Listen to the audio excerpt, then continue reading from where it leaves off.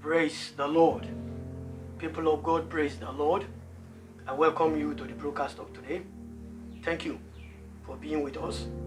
Thank you for following us.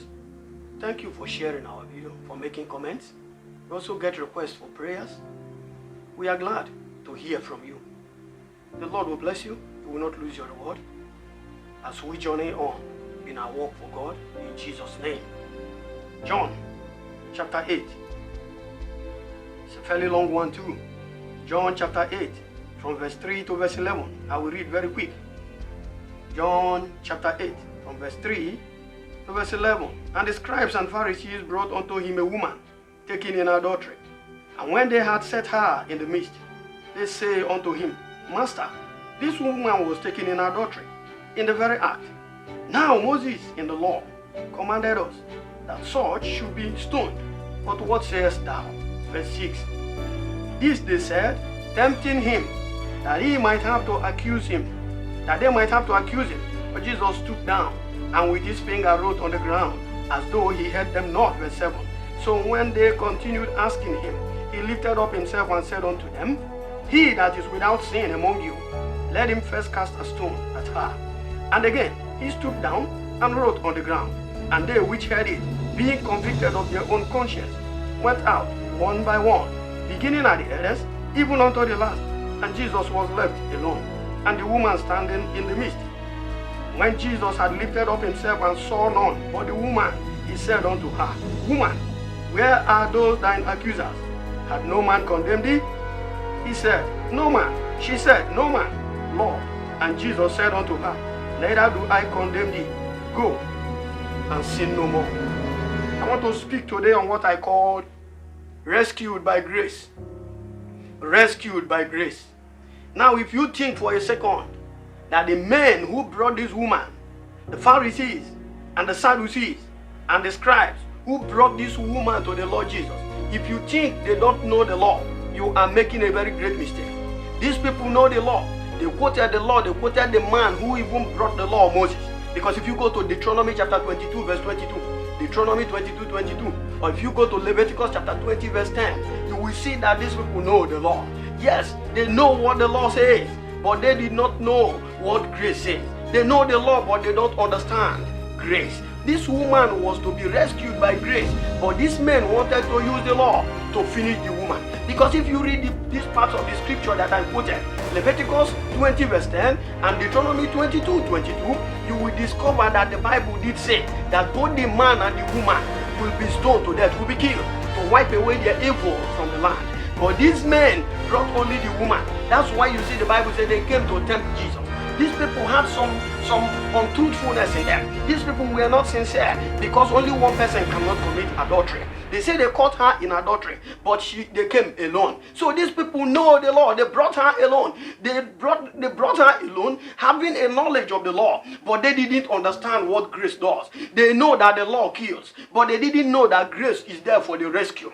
They know that the wages of sin is death. Yes, but they didn't know the part B of that verse of the scripture. They know Romans chapter 6 verse 23a, Romans 6 23a, but they did not know Romans chapter 6 verse 23b, because 6:23a says the wages of sin is death, but B says but the gift of God is life through Christ Jesus. No, they didn't know that one. That is why these men came to Jesus. And when Jesus told them, if you have not sinned, be the first person to cast a stone. Hey, they dropped their stones and walked away. They were convicted of their sins, but they dropped their stones and walked away. How foolish can man be? How stupid can some people be? They dropped their stones and walked away. They looked at salvation in the face and they dropped their stones and walked away. They looked at mercy on the face and dropped their stones and walked away. They looked at grace sitting down there. They dropped their stones and walked away. They looked at redemption right there before them. They dropped their stones and walked away. Now, as foolish as you may think they are,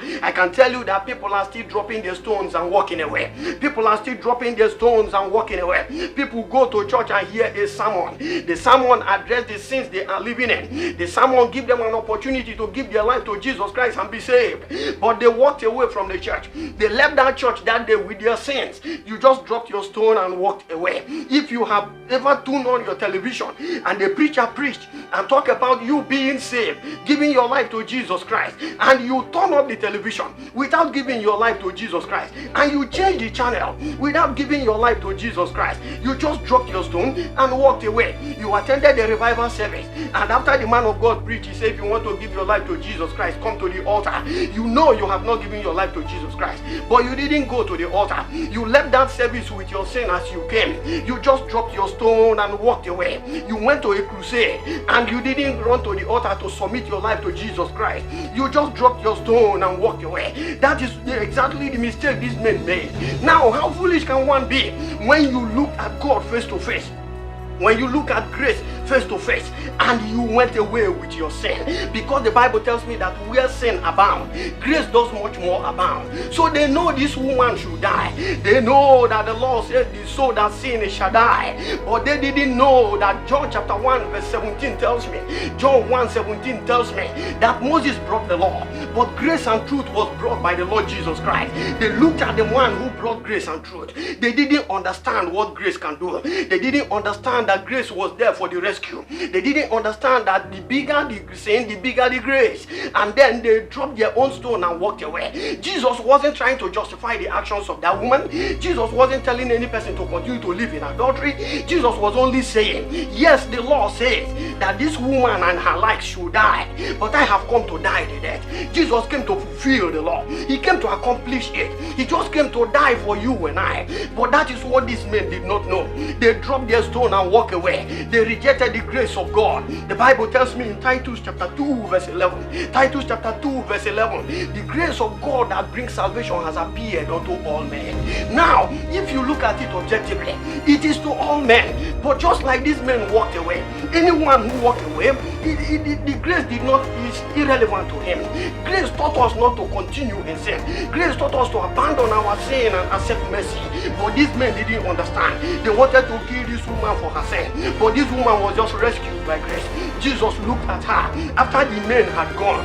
Jesus said to her, nobody condemn you, woman? And the woman said, yes, Lord, nobody did condemn me. I am here alone with you. And Jesus said to her, I don't also condemn you. Oh, Masakon Tayaka, I don't also condemn you, but you go and sin no more. And that is the injunction for everybody that grace has rescued. Go and sin no more. And that is the command for every person who has been rescued by grace. Go and sin no more. Because grace teaches us to avoid all ungodliness, to avoid every worldly lust, but to live righteously, to live soberly. This one is in that same Titus chapter 2 verse 12. Grace is adjourning you today. Come and be rescued from your sin. Receive Jesus and be rescued from your sin. Receive Jesus and be rescued from your sin. Abandon your sin today and receive grace. Have mercy from God and be saved, because that is the only way you can be redeemed. The Bible tells me in Acts chapter 4 verse 12, that is the only name by which we can be saved. These men didn't know that. These men didn't know that this is salvation looking at them. They thought, they looked at Jesus as just one rabbi. They looked at Jesus as just one teacher. They looked at him as one prophet. And then that's why they dropped their stones and walked away. Are you still seeing Jesus as the son of a carpenter? That is why perhaps you are dropping your own stone and walking away. Jesus, the Bible tells me, is full of grace and truth. John chapter 1 verse 14. He is full of grace and truth.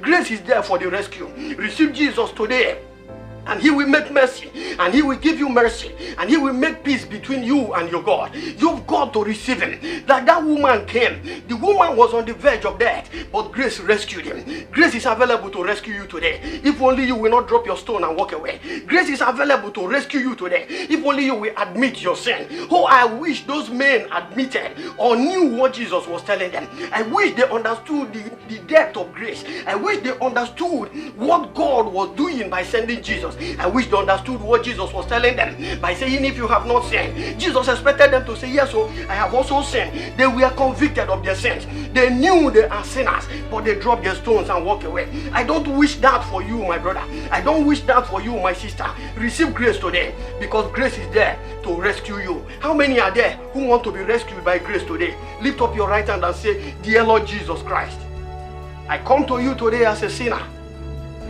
Have mercy upon my soul. Come into my heart. Forgive me of all my sins. Write my name in the book of life. Remove my name from the book of death. Give me the grace to follow with you. When you return from heaven, take me to be with you.